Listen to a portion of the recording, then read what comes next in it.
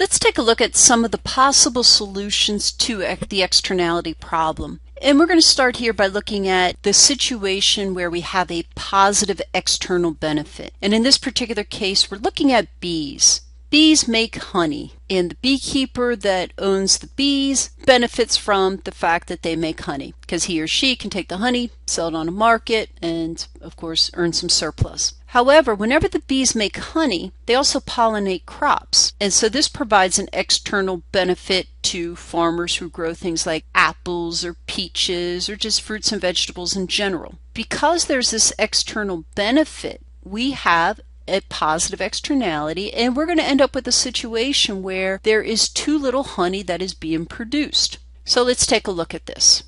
Here's the market for honey, and in this market the demand curve shows the demand for honey. The supply curve represents the beekeepers and their willingness to provide honey at different prices, and of course, since they don't take into consideration how the bees affect others, namely farmers in the community, the market equilibrium will occur here at QC and at a price of PC. But whenever the bees produce honey, as we said, they will impose a positive benefit on farmers. So the true benefit of the honey production just doesn't go to people who buy honey, but you also need to add into that benefit received by the honey consumers the benefit received by farmers who benefit from the pollination that the bees do.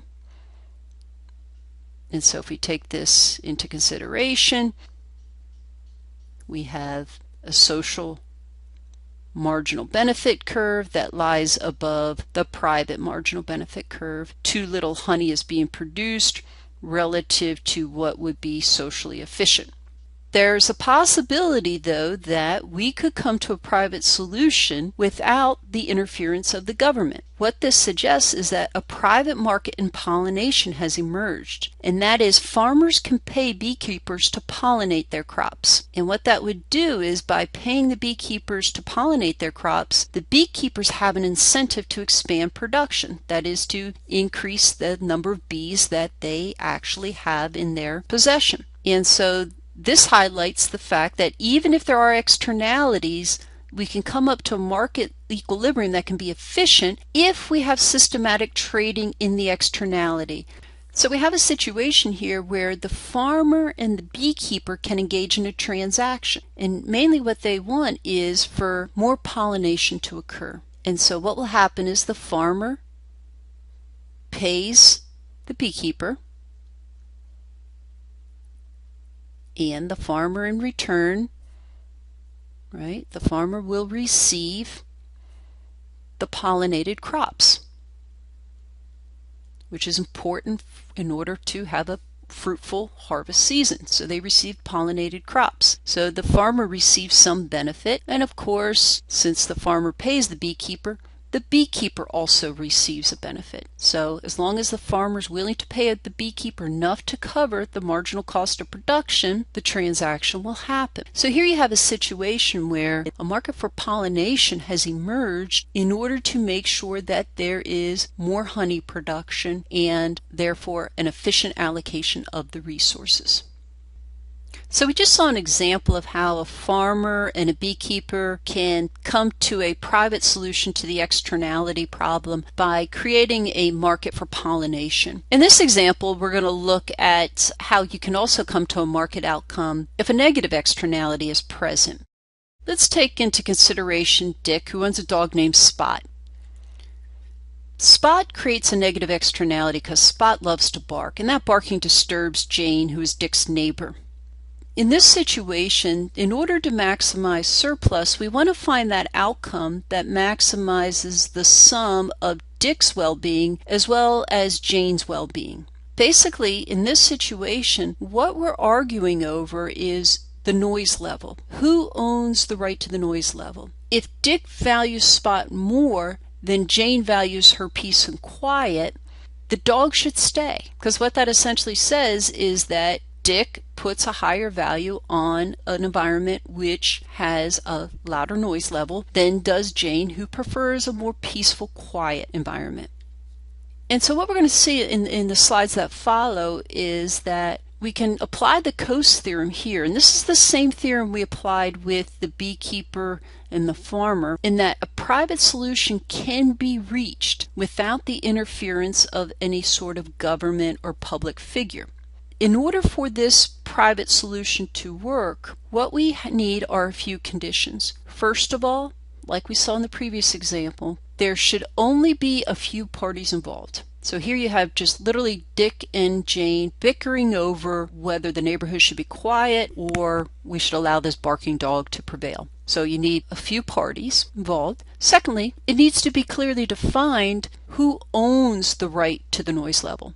So property rights have to be clearly established. Somebody has to initially own the right to the noise level. And we'll consider examples here where Dick owns it one time, then Jane owns it, and see that ultimately the noise level will end up in the hands of the party that values it most. And a third condition that must hold is that in order for this private solution to work, transaction costs are low. And by transaction costs, what we're referring to is all the costs necessary for the buyers and sellers to reach an agreement. And in this case, we're talking about all the costs necessary for Dick and Jane to reach an agreement about the neighborhood's noise level. So let's take a look.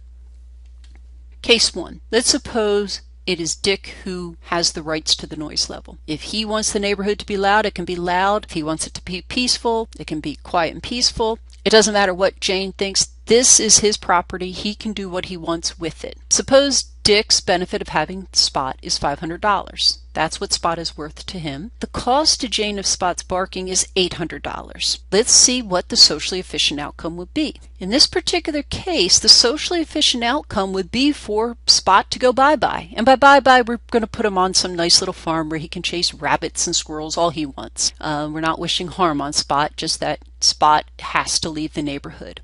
And why does Spot have to go bye-bye? Because Jane values the noise level more. This cost to her of having this barking dog is imposing $800 on her. Dick's value of having a barking dog is only $500. So what would happen is that Jane would pay Dick $600, for example, to get rid of Spot. It doesn't have to be $600. It just has to be enough so that Dick will take the money over having the dog.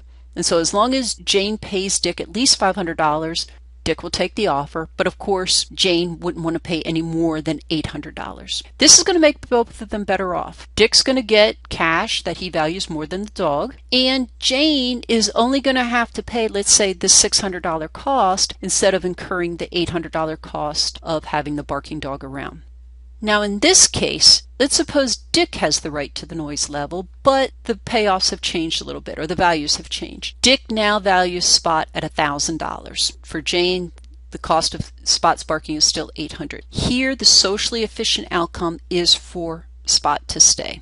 Why? Because Jane is not willing to pay more than $800 in order to take Spot out to the country and compensate Dick, and Dick is not willing to accept less than $1,000, so Spot's going to stay. Jane will have to bear with Spot's barking, but keep in mind that $800 cost is lower than what she would have to pay Dick for the right to get the noise level. Again, she would have to pay Dick at least $1,000 in order to get the right to the noise level and demand that there be a quiet neighborhood. And this cost is much higher than the cost she would incur by just having the barking dog around. In a third case scenario, let's suppose that Dick still values the dog at $1,000, but the cost to Jane of Spot's barking is still $800, but now Jane has the legal right. So she has in her possession the right to the noise level in the neighborhood. Here the socially efficient outcome would be to have Spot stay. Why? Because in this case, Dick is going to pay Jane at least $800 to buy the property right. Again, the right to the noise level. This would be enough to compensate her for her inconvenience or the cost that she incurs from having his dog barking, but he would not want to pay more than $1,000 to put up with Spot's barking. This would transfer the property from Jane to Dick and put it in the hands of the person who values it most. So here we see that the private market can achieve the efficient outcome regardless of who initially holds those rights. And again, we're talking about the rights to the noise level. Whether those rights are in Dick's hands or Jane's hands, they will ultimately end up in the hands of the party that values those rights most.